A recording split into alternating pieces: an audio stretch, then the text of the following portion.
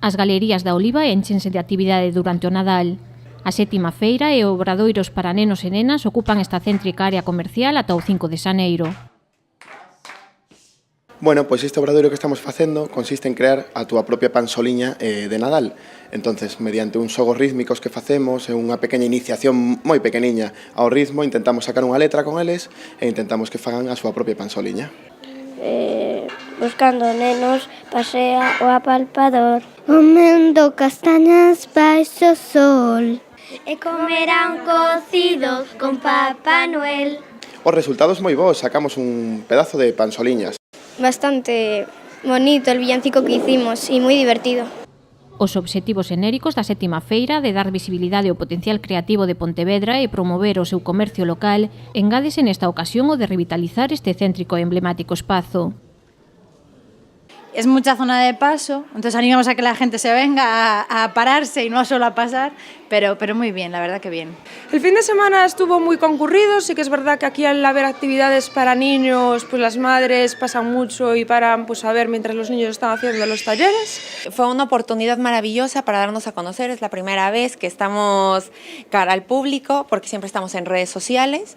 Es la primera vez que participo en la 7ª feira y estoy muy contenta porque nos dejaron este local bastante grande, una semanita para darnos a conocer y está genial, la verdad.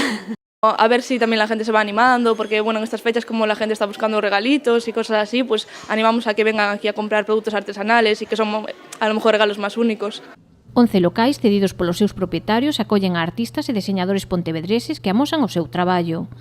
Es producto hecho a mano, artesanal, y principalmente lo que hago son tocados. Las pinto yo a mano, son diseños míos y propios, menos algo que me pidan que quieran, pues yo se lo pinto.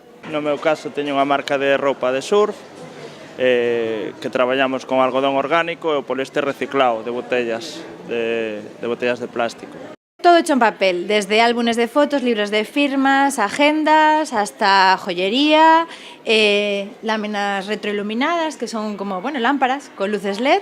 Principalmente ilustraciones, pero lo llevo a todo tipo de cosas. Por ejemplo, aquí lo llevé a camisetas que están hechas a mano, con serigrafía.